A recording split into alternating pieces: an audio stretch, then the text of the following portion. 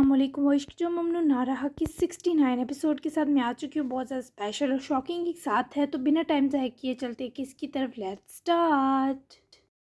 Killer के सब साहिर की तबीयत काफ़ी बेहतर थी, तभी वो खुद ही पार्टी पर जाने के लिए बाधा हो गया। उसका मकसद किसी तरह फ़ोन तक रसाई थी। सूजी अपना फ़ोन ऐसे खुद से चिपका कर रखती थी कि साहिर को इससे हाथ लगने की सिरे से उम्मीद न थी। चूँकि जस्ट आइलैंड प्राइस से हम भाई बाशिंदों की कंबाइन था, तभी साहिर को उम्मीद है वो किसी का फ़ोन हथियाने में कामयाब हो ही जाएगा। सूजी तक उसके अचानक मान जाने पर हैरान थी, पर अभी तक साहिर खान के अंदर उठते जहरीलेपन से वाकिफ़ न थी। हर साहिर के लिए सूजी ने अपने हाथ जैसा लिबास का इंतजाम किया, जो सियाह ब्राउन कम्बो जंप सूट से मुशाबा था और पैंट शर्ट की हमरा फैली टोपी जैसे सुर्ख रंग के कपड़े से नक्शो निगारी के जौहर हुए थे।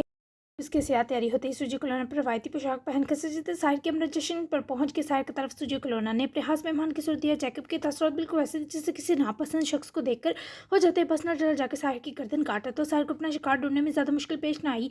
वहाँ इटालियन, इंडियन, जर्मन और अरबिक से मौजूद थे। सब मस्त होकर नाच गाने से लुत्फानंदोज हो रहे थे। साहिर काफ़ी देर जैकब की खुद पर नफरत बनी नजर महसूस करता रहा। बेचैनी जब बड़ी तो साहिर ने साथ खड़े कलोना को इशारा किया। लड़खड़ाता वो ठीक जैकब के सामने जा रुका।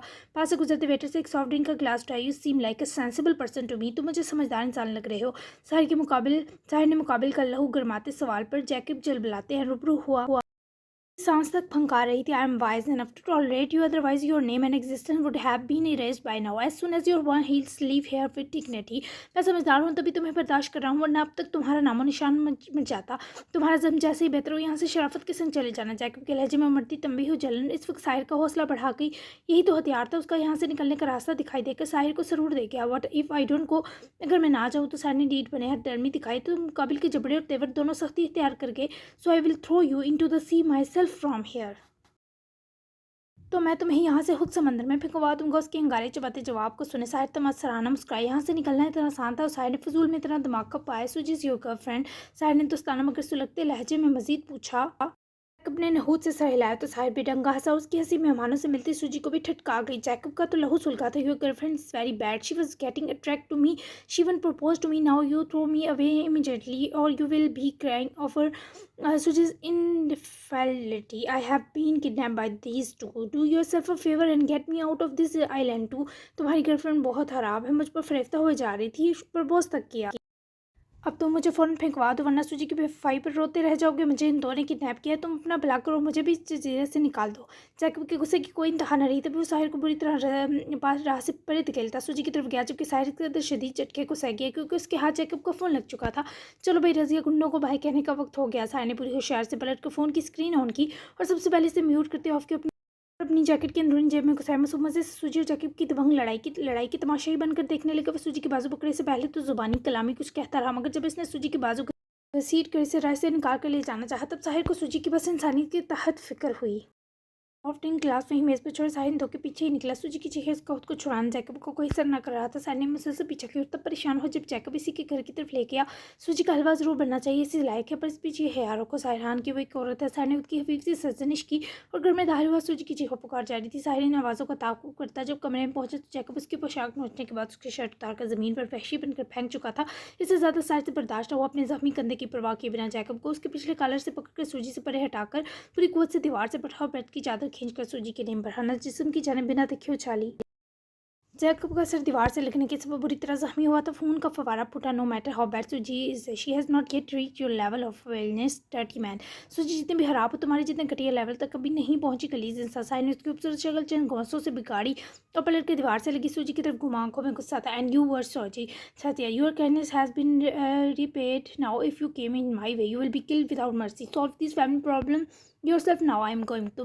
तुम सोची था क्या तुम्हारे एहसान का बदला चुका दिया है। अब अगर तुम मेरी राह में आई तो बिना किसी रहम के मार दी जाओगे। अपने ये खानदानी मसाले खुद सुलझाना, मैं जा रहा हूँ। फिर उसकी डरी सहमी आंखों में आंखें गाड़ता बिना सूजी को संभलने की मोहलत दी वहाँ से जिससे बाका सूजी थरा कर रह की शर्ट पहने जब तक बाहर वो जा चुका था। Jacob you will not be spared, उफ that spark got out of my mind my hand. Jacob तुम नहीं बचोगे, बका दिए से मनहूस उफ निकल गया वो जासूस मेरे हाथ से। हथेली को मलती वापस अंदर दौड़ी ज़मीन पर पड़ी जैकब के मुंह पर पूरी कुवत से गोंद से मारने लगी। साहिर के पास एक तो फ़ोन आ चुका था, दूसरा भी इसे यहाँ से जल्द से जल्द निकलना था, मगर पहले कोई महफूज जगह तलाशनी जरूरी थी ताकि वो अपने सलामत होने की खबर किसी को दे सके। ऐश लाला ने मुझे मुश्किल में मुब्तला कर दिया है। अभी तमाम सूरत हाल डिनर के बाद नान ने एदा से डिस्कस भी की और वो कुछ खौफजदा था। उसकी जंगली हद तक बड़ी दाढ़ी अपने महसूस सुलझे अंदाज में वापस आ चुकी थी, जबकि माथे पर लगी हराश में मद्दम होकर बिल्कुल मुनहदम लग रही थी। एदा और वो टेरेस में मौजूद थे। मुश्किल कैसी हनान से बंदे बहरे नहीं है जो तुम्हारी अच्छाई नज़रअंदाज कर दें। आयश ने तुम बड़ी जिम्मेदारी डाली है तो कुछ सोच कर डाली होगी, अपसेट मत हो। एदा ने नरम सी तसल्ली से अनान के खौफ अच्छे से ना लगे। मैं काफ़ी डरपोक हो गया हूँ। बहुत पर नाउमीदी बरहा सा तो एदा ने सर नफ़ी में हिलाए तरदीद की। जब हमारी ज़िंदगी हमारी सोच से ज़्यादा खूबसूरत हो जाती है हम फितरी तौर पर डरपोक होने लगते हैं। ये दिलकशी किसी नज़र बद का शिकार ना हो जाए। क्या मैं ये उम्मीद लगा लूँ कि मेरे भाई की ज़िंदगी नॉर्मल हो गई है? एदा की उम्मीद न तोड़ते वो फ़ौरन पिया के गले लगा हो देता। उसके ऐसे जवाब पर अफसरदा और मसरूर साथ हुई बहुत आस्ती से यूँ शादमां देखने की कह सकती हैं आप ही, लेकिन साहिर मिल जाए तब कुछ बेहतर दिखाई देना शुरू होगा। एट दिस मोमेंट में परेशान उसकी साफ कोई ने एदा को उदास तो किया, पर खुशी बख्शी जो अनान की ज़ात को ठहराव ने दी कोई नहीं, अल्लाह सब बेहतर करेगा। एदा ने हिसार से निकलते सामने होकर पर उम्मीद होते कहा। वो आसान से मुस्कुराए। अनुशिवा ने मामले ने काफ़ी इंप्रेस किया मुझे। मम्मी ने बताया इस लालत तो छा गई, इतने स्पोर्टिव कि मैं सच में शौक रह जाता हूँ। वो मिला तो नहीं था पर रोहा से ही सब पता चला। जब क्या इसके नाम पर एदा की आंखें जिस खुशी से चमकती थी वो लम्हा बहुत मुकद्दस था। माशाल्लाह सच बताऊँ तो उनकी वजह से मुझे अब कोई परेशानी उदास नहीं करती, लेकिन साहिर वाले मामले में मैंने आइस को खौफज़दा देखा बहुत ज़्यादा। अल्लाह हम सबको मददगार हो। एदा के किए इस हवाले ने अनान को संजीदा कर दिया। इसने तो सबको हिला दिया है। आप अनान के लहजे में तेज़ी सी गुली मिल जाएंगी वो इंशाल्लाह। खैर बहुत रात होगी, तुम जाकर रेस्ट करो। मैं भी अनुषी को देखती हूँ। प्यार से उसकी काल से लहेदा वहाँ से जो कहती चली गई, जबकि नान 10-20 मिनट वहीं दीवार पर दोनों बाजू टिकाए सर सी फिजा में खड़ा दूर पार की तारीकी देखता रहा और फिर थकावट सी महसूस हुई तो खुद भी छत से नीचे चला गया। सब सोने अपने कमरे में चल जा चुके थे। माँ ने जयान को कॉल करके मम्मी पापा की नाराज़गी हटने का भी बता दिया, क्योंकि वे इस पर कुछ परेशान थे, जबकि रीशा से उन्होंने इस बात का जिक्र ही न किया। कमरे की तरफ रुख करने का इरादा बांधा ही क्या इसकी एक काल आती देखकर फौरी पिक्की और रुका। अनहान एक आइलैंड की सर परमिशन मिल गई है, सुबह मैं खुद जाने वाला हूँ। आहिस्ते से लम्हे दरवाज़ा खोले होटल रूम में एंटर हुए बोला, ये वाकई अच्छी है, बढ़ती शुक्र है कुछ तो उम्मीद जागी, कोई भी खबर मिले मुझे फौरी इन्फॉर्म करें लाला। अनान अपनी बेताबी पर पुरकाबू पाते बोला, हाँ ज़रूर, कल तुम ये सब घर बता दो, लंच या डिनर पर इन्वाइट करवा लेना। जहाँ अंकल की फैमिली को मैं नहीं चाहती ये सच्चाई मज़ीद छुपाई जानी चाहिए। और हाँ साहिर बहुत जल्द मिलेगा, इसका यकीन भी तुम्हें ही दिलाना है सबको, खासकर ईमान को। आयश ने जिक्र ही ऐसा कर दिया कि अनान की सांसें भारी पड़ने लगी, दिल सुकड़ने से बंटने लगा। ओके लाला, मैं अपनी पूरी कोशिश करूँगा सर, झटक कर लापरवाही से जवाब दिया। वो खुद को तो नहीं आइस को मुतमईन कर चुका था। आयश ने इजाज़त ली, जबकि अनान को सबसे ज़्यादा ईमान की फ़िक्र हो रही थी। हर फिलहाल के लिए तमाम सोचे चटक कर वो रूम का दरवाज़ा खोले अंदर एंटर हुआ तो कमरे में नींद से रोशनी महसूस करते मुकम्मल अंदर वारिद हुआ और दरवाज़ा बंद किया। बैठा लेता तभी अनान ने इर्द नज़रें घुमाई, लेकिन रिश्वा कहीं ना थी। तभी वाशरूम का दरवाज़ा खोले वो अपनी दुपट्टे से बिना नाजगी और रानाई समेत धीमी पर क्या खुशबू बिखेरती बाहर आई तो नाने वारफ्तगी से सिम तकते में लाइट ऑन की। अशमा ने बिना देखे बेड की तरफ कदम बढ़ाए, मगर अनान उसके करीब जाता उसके और बेड के बीच छाए हुए दरकने दोनों की एक दूसरे को महसूस किए थमी। अशमा से ना टकराने की पूरी कोशिश में 2 कदम पीछे हुई और नज़र उठाकर अनान को देखा, सोने लगी हो तुम? जानबूझकर उसकी नींद के खुमार में 2 आंखें देखने के बावजूद इस्तफसार किया। 12 बज चुके हैं। आई थिंक इस टाइम सोया ही जाता है। नज़र झुकाकर अटकती आवाज़ पर बूढ़ संभाल कर गले से निकालती इतलाती मुहिम से मुस्कुराहट अनान के होठों पर उभर कर गायब हुई। तुमने अभी तक मुझे बताया तो है नहीं कि मुझे कितना मिस किया है। इससे थोड़ी सोने दूंगा। नरमी से उसकी कमर की तरफ हाथ रखकर अपनी सिम घसीट कर करते उष्मा के दिल की धड़कनें जज़ब से बोझल लहजे से मुंतशिर कर गया। बहुत किया बस। उसका कमर को जिकरता हाथ नरमी से पकड़ने के बीच फौरी बोल कर मामला समेटा, मगर हाथ न हटा सकी। हत्ता कि अनान ने दूसरा हाथ भी सिम उसकी कमर पर वैसी पोजीशन पर टिकाते अपने मज़ीद नज़दीक किया। अशबा ने डरते हुए आंखें उठाईं। बहुत कितना मुझे तफसील सुननी है। लहजे में इस्तेहकाक था तो अंदाज में ज़िद इतना ज़्यादा कि कभी कभी लगने लगता था मुझे आपने इस काम के अलावा किसी लायक नहीं छोड़ा। मैंने खुद को बहुत समझाया, लेकिन मैं पीछे हटना तो दूर देख भी नहीं पाई। उसके वली करार तो अनान के दिल को सुकून देते महसूस हुए, लेकिन अशबा के आखिरी जुमलों में सोच था। वो उसके इरादों पर तड़प उठा। तुम पीछे क्यों हटना चाहती थी? दोनों हाथ उसकी कमर की तरफ से हटाते नर्म मुलायम गालों से लगाए सवाल किया गया। बस ऐसे ही, ताकि आपको अपनी कदर करवा सकूँ।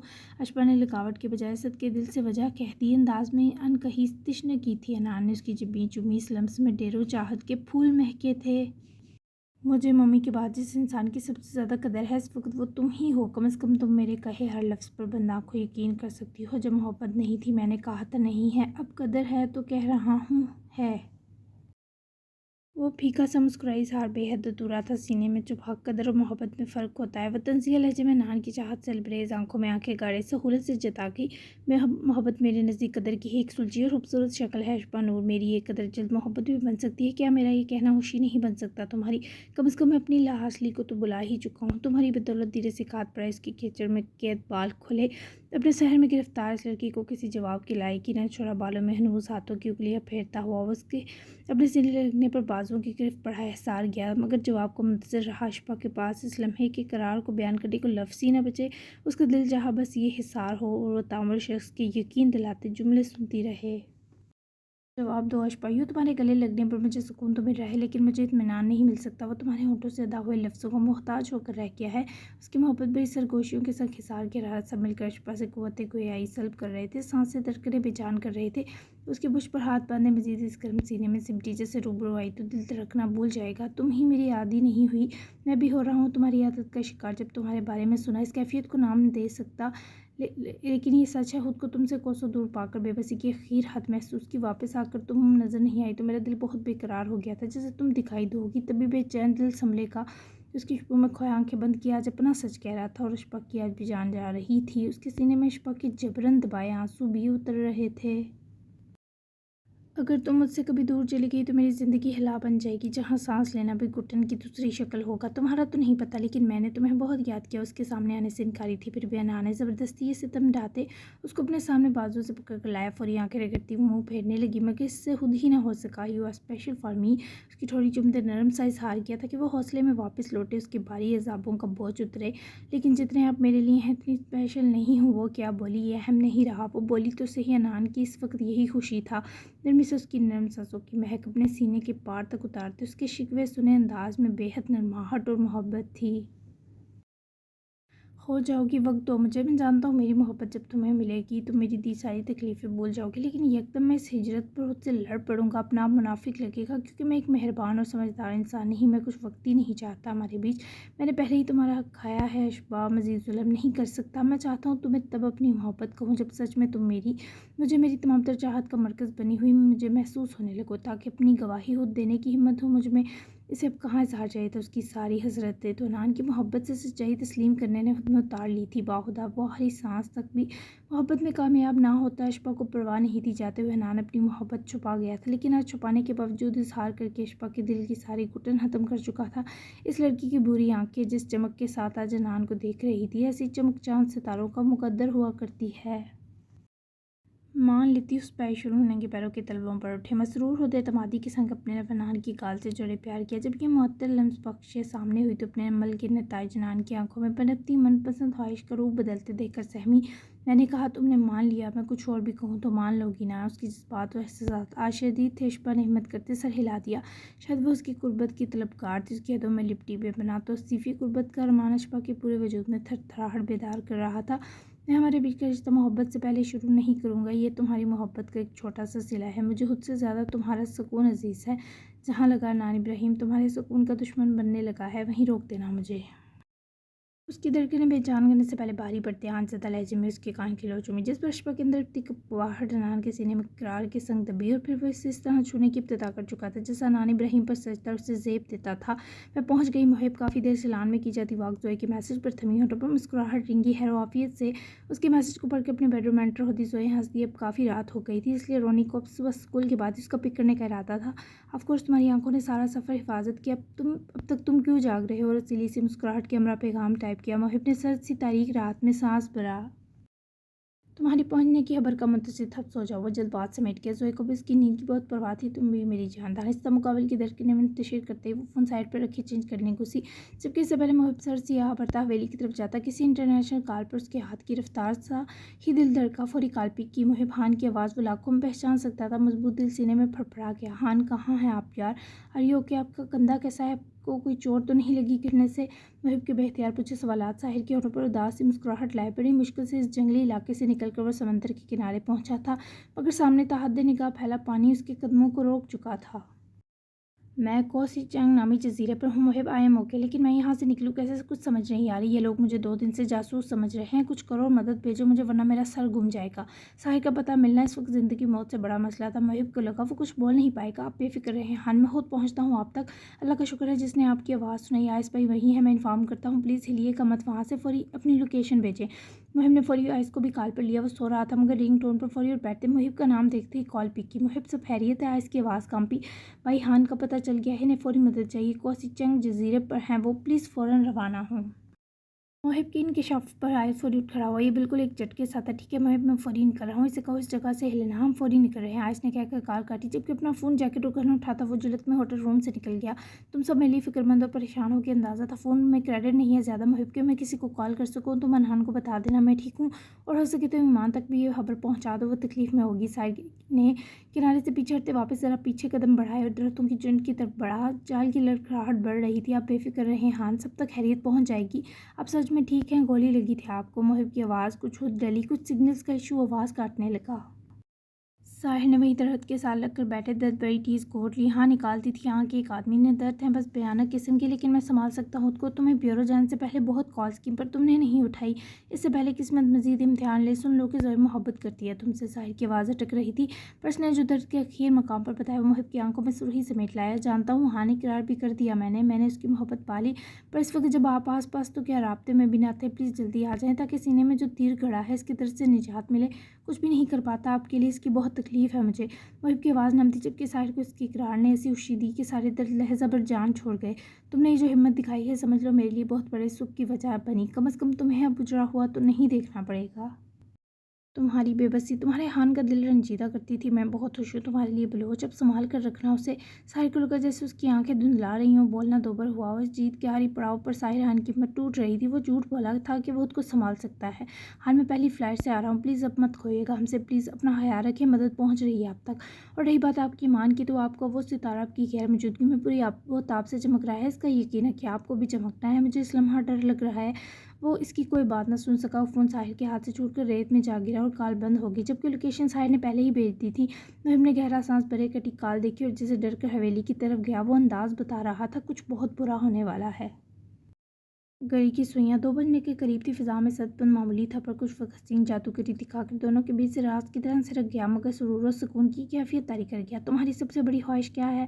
अनान की बाजू पर सर रखे वो मसरूर सी खामोशी में डूबी एक बाजू अनान के बहना सीने पर लपेटे। उसके सवाल पर महमिली और मसहूर ख्यालात से चौंकी हैरत में चली गई। भला खुद को मैसर करने और मैसर आ जाने की हसीन सी चाहत रखने वाली लड़की से वो ये सवाल कैसे कर सकता था? क्या इसे इल्म नहीं था वो खुद है उसकी सबसे बड़ी ख्वाहिश? पता नहीं। अशफा की सरगोशी अनान को बहुत दिक्कत से सुनाई पड़ी तो ज़रा सा चेहरा तिरछा किए से देखने लगा, जिसके चेहरे के रंग ज़रा सी गुर्बत के बाद दहक गए थे, जो उसकी बेपनाह पनाहियत पर गुलाल का पैकर बनी सिमटी हुई इसके वजूद की पनाह में जज्ब थी। जब दो रूहें मोहब्बत में पड़ जाती हैं तो उनके दरमियान एक दूसरे के करीब होने की तरफ के सिवा कुछ भी नहीं बचता। रूह के पास बहाने या इनकार नहीं होते। इसे बस यही पता है कि पास रहना ही ठीक होगा।